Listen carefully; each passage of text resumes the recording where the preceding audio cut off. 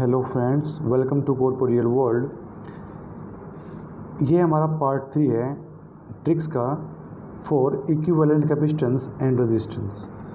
अभी तक हमने 5 क्वेश्चन डिस्कस किए हैं प्रीवियस 2 वीडियोस में। Now question number 6 is sixth question देखिए। इस टाइप के क्वेश्चन बहुत सारे दिखे होंगे आपको। तो इन क्वेश्चन को ईज़िली सोल्व करने का तरीका क्या होता है? इन क्वेश्चन को ईज़िली सोल्व करने के लिए सबसे पहले आपके दिमाग में एक चीज़ आनी चाहिए कि अगर दो पॉइंट्स के बीच में अगर एक वायर लगी हुई है और उस वायर के ऊपर कोई भी ना रेजिस्टेंस लगा है, ना ही कैपेसिटेंस लगा है, ना कोई और इक्विपमेंट लगा है, तब उन दोनों पॉइंट्स के बीच का पोटेंशियल क्या होगा? सेम होगा। वो दोनों पॉइंट सेम पोटेंशियल के होंगे। अगर इस वायर पर कोई रेजिस्टेंस लगा होता तब हम इस पॉइंट के और इस पॉइंट का पोटेंशियल इक्वल नहीं कह सकते थे। लेकिन अभी यहाँ पर कोई भी इक्विपमेंट नहीं लगी है, ना ही रेजिस्टेंस लगा है, ना ही कैपेसिटेंस लगा है। सो इस पॉइंट का और इस पॉइंट का पोटेंशियल क्या है? सेम। यानी कि अगर इस पॉइंट को मैं x बोलूँ या c बोलूँ या d बोलूँ, तो मैंने यहाँ पे x बोला इस पॉइंट को, तो ये पॉइंट अगर x है तो ये पॉइंट भी इसके इक्वल होगा, बिकॉज इसका पोटेंशियल भी सेम है और इसका पोटेंशियल भी क्या है? सेम है। तो ये पॉइंट भी x और ये पॉइंट भी x। ठीक है। तो इसमें ये बात याद रखनी है आपको। अगर दो एंड्स के बीच में कोई वायर लगी है, ठीक है, और उस वायर के ऊपर कोई और इक्विपमेंट नहीं लगा हुआ है, तो उन पॉइंट्स के बीच का पोटेंशियल क्या रहेगा? सेम ही रहेगा। ओके। नाउ देखिए, अब ये पॉइंट और ये पॉइंट, इन दोनों पॉइंट्स के बीच में जो ये वायर है, इस पर भी कोई पोटेंशियल, कोई इक्विपमेंट या कोई कह लीजिए कोई कैपेसिटर नहीं लगा है। सो इन दोनों का पोटेंशियल भी क्या होगा? सेम होगा। तो इन दोनों को भी हम सेम पोटेंशियल का मानेंगे, जो कि होंगे भी ये। ठीक है। तो इसका मतलब अगर मैं इस पॉइंट का नाम y दे रहा हूँ तो ये पॉइंट भी क्या होगा? y होगा। ठीक है। तो पहला स्टेप यही था हमारा। पहला स्टेप ये था कि जब आपके दिमाग में ये चीज़ है तो उसके बाद क्या करना है? नेमिंग करनी है इनकी। क्या कर दिया हमने? इनको नेम दे दिया उन पॉइंट्स को। ठीक है। उसके बाद इनको करना है रीअरेंज। तो देखिए, ए से एक्स चलते हैं। ये ए पॉइंट, फिर आता है एक्स पॉइंट, तो ए से फिर एक्स पॉइंट। तो जो अगला ये पॉइंट क्या है? एक्स, और ये पॉइंट क्या है? वाई पॉइंट है। तो जो अगला रेजिस्टेंस है एक्स और वाई के बीच में लगा हुआ है, तो ये एक्स पॉइंट और ये वाई पॉइंट, इनके बीच में ये रहा रेजिस्टेंस। फिर जो ये रेजिस्टेंस है, ये और ये वाला रेजिस्टेंस, ये पॉइंट क्या है? y, और ये पॉइंट क्या है? x। तो अगला रेजिस्टेंस जो ये है, ये भी लगा हुआ है x और y के बीच में। तो अगला रेजिस्टेंस भी क्या लगा हुआ है? x और y के बीच में। इसका मतलब पैरेलल हुआ। x और y के बीच में लगा है अगला रेजिस्टेंस भी, इसका मतलब वो क्या हुआ? इसके पैरेलल हुआ। उससे अगला देखिए, जो ये रेजिस्टेंस है, ये भी x और y के बीच में लगा हुआ है। दैट इज़ ये अरेंजमेंट इस तरीके से हो रखी है। तो देखिए, इतना डिफ़िकल्ट दिखने वाला सर्किट इतना इजी बन गया। अब ये तीनों क्या हैं? पैरेलल में हैं। इनको इजीली जोड़ ले, यानी कि ये तीनों जो हैं ये दूसरे के पैरेलल में हैं। ओके। और इन तीनों को हम इजीली ऐड कर लेंगे। ओके। सो ये हुआ हमारा क्वेश्चन नंबर 6 सोल्व। अब चलते हैं क्वेश्चन नंबर 7 पर। यह क्वेश्चन आपके लिए है। ठीक है। वीडियो को पॉज कीजिए और क्वेश्चन को सोल्व कीजिए। सो क्वेश्चन नंबर 7 और 6 दोनों एक जैसे हैं। पहला काम क्या था हमारा? पहला काम था ये, अगर वायर पर कोई और दूसरा रेजिस्टेंस या कैपेसिटर नहीं लगा है, तो जिन पॉइंट्स के बीच में वो वायर होगी, उनका पोटेंशियल क्या होगा? सेम होगा। उसी प्रकार से ये वायर, उसी प्रकार से ये वायर, यहाँ पे कुछ भी नहीं है। ठीक है। ये ऐसे ही। ठीक है। सो ये पॉइंट और ये पॉइंट, अब इसकी नेमिंग करते हैं। तो देखिए इस पॉइंट का और इस पॉइंट का और इस पॉइंट का पोटेंशियल क्या है, सेम। तो इसको अगर x नाम दिया है तो ये भी क्या हो जाएगा, x हो जाएगा। अब इस पॉइंट का और इस पॉइंट का पोटेंशियल भी क्या होगा, सेम होगा, तो ये भी पॉइंट क्या हो जाएगा, x हो जाएगा। इसका पोटेंशियल और इसका पोटेंशियल भी x हो जाएगा, सेम हो जाएगा। क्यों? क्योंकि इस वायर के बीच में भी कोई रेजिस्टेंस नहीं है, कोई कैपेसिटेंस नहीं है। तो जब इसका और इसका पोटेंशियल सेम है और ये इसके साथ पोटेंशियल में सेम है, ठीक है, तो ये अगर ये x है तो ये भी क्या हो जाएगी, x। अब देखिए ये अलग पॉइंट है y, ये दोनों सेम है, ठीक है, क्योंकि इस वायर पे कोई रेजिस्टेंस नहीं है। इसका नाम दे दिया y, इसका नाम दे दिया y।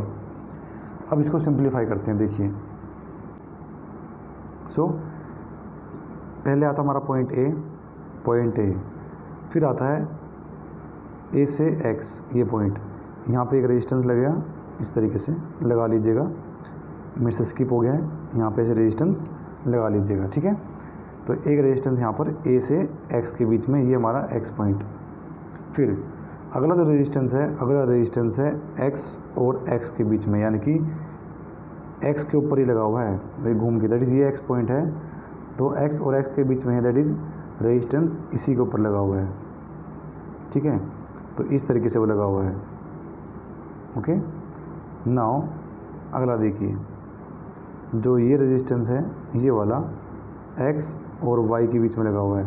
तो ये X, ये हमारा Y पॉइंट, ये रहा रेजिस्टेंस, ठीक है, ये वाला। अब देखिए जो ये रेजिस्टेंस है ये भी X और Y के बीच में लगा हुआ है, तो ये भी इस तरीके से यहाँ पे लगा हुआ है। अब ये रेजिस्टेंस देखिए, ये भी X और Y के बीच में लगा हुआ है, तो ये इस तरीके से लगा हुआ है। अगला रेजिस्टेंस Y और B के बीच में लगा हुआ है, तो ये रहा Y और ये रहा हमारा B पॉइंट, ठीक है। इस तरीके से ये सिंप्लीफाई हो गया। अब इसको आप इजीली सोल्व कर सकते हो, इन तीनों का सम, बिकॉज ये पैरेलल में है, इनको सोल्व करेंगे, फिर ये तीनों का एक कॉमन बन के आएगा, वो कॉमन इसके साथ और खुद के साथ और इसके साथ क्या होगा, सीरीज़ में होगा।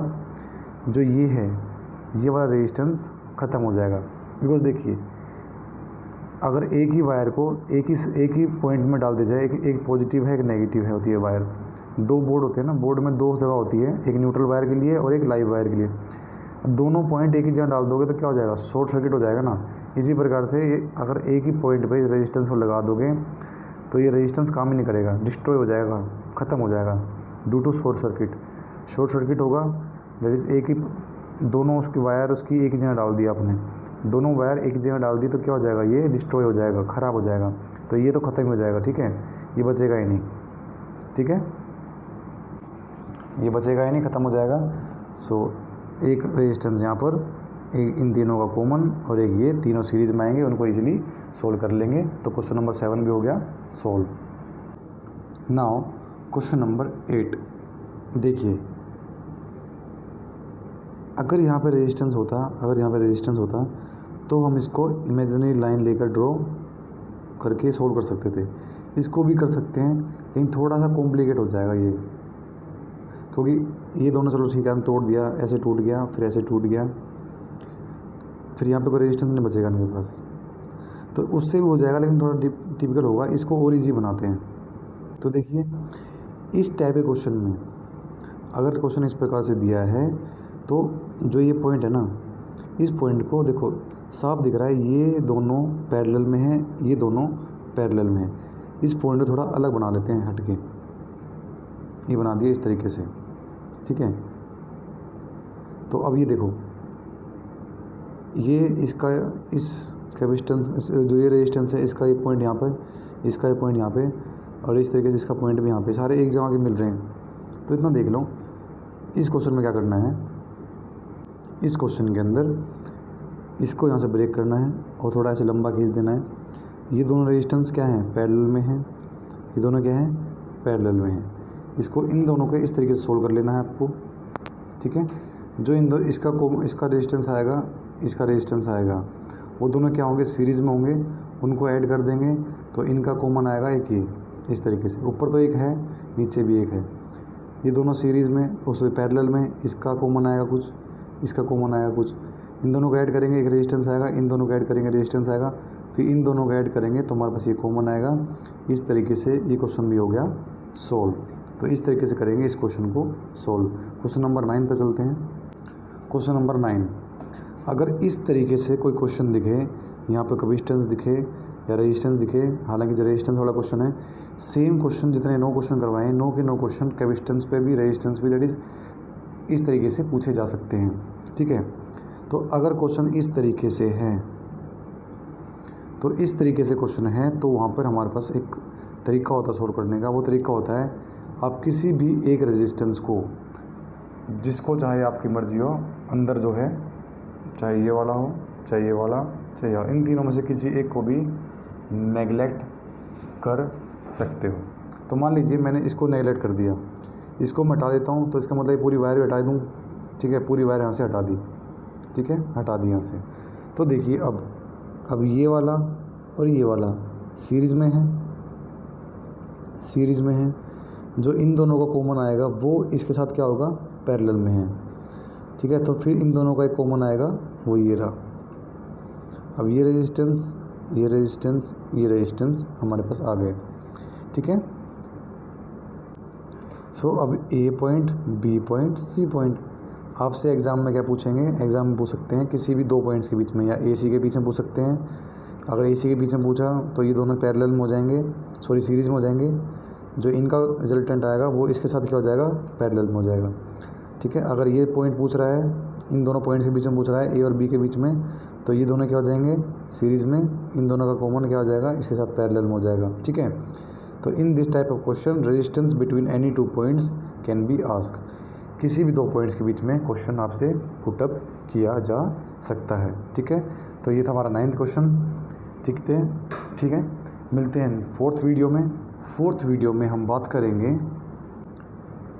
इक्विवेलेंट कैपेसिटेंस पर क्वेश्चंस को किस तरीके से इजीली और जल्दी सोल्व कर सकते हैं उन पर। दैट इज़ सबसे आसान तरीके से सोल्व करेंगे कैपेसिटेंस पे आए हुए क्वेश्चंस को, जिससे कि आप कंपटीशंस में उन क्वेश्चंस को बहुत इजीली सोल्व कर पाओ। ओके, तो मिलते हैं 4th वीडियो में वेरी सून।